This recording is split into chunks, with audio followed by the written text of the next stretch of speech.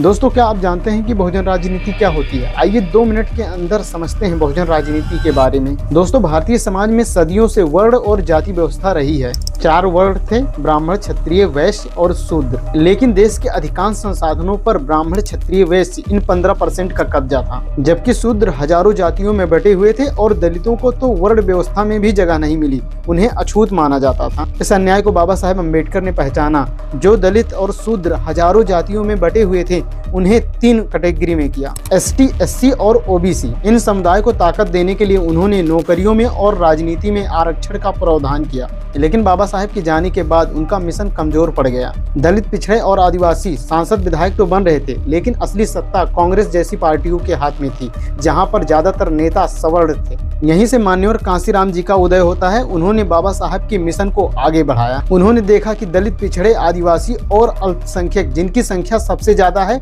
और सबसे ज्यादा लाचार भी यही लोग हैं, इन्हें उन्होंने नाम दिया बहुजन समाज। कांशीराम जी ने कहा कि हम 85% लोग हैं, फिर भी 15% लोग हम पर राज करते हैं।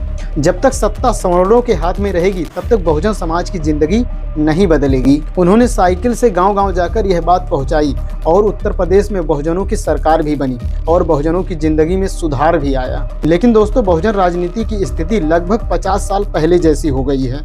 आज के समय में बहुजन समाज के नेताओं को सांसद, विधायक, मुख्यमंत्री बनने का लालच है, पार्टी का अध्यक्ष बनने का लालच है, और इसीलिए बहुजन समाज के नेता एकजुट होकर काम नहीं कर रहे हैं, जिसका फायदा कांग्रेस, भाजपा जैसी पार्टियों को हो रहा है। और ऐसे नेताओं के लिए मान्यवर कांशीराम जी ने एक किताब लिखा था, जिसका नाम था चमचा युग। मान्यवर कांशीराम जी ऐसे नेताओं को चमचा बोलते थे। दोस्तों, उम्मीद करता हूँ कि आप बहुजन राजनीति को समझ गए होंगे। दोस्तों, अगर आपको कोई सवाल है या कोई सुझाव है, प्लीज कमेंट कीजिए।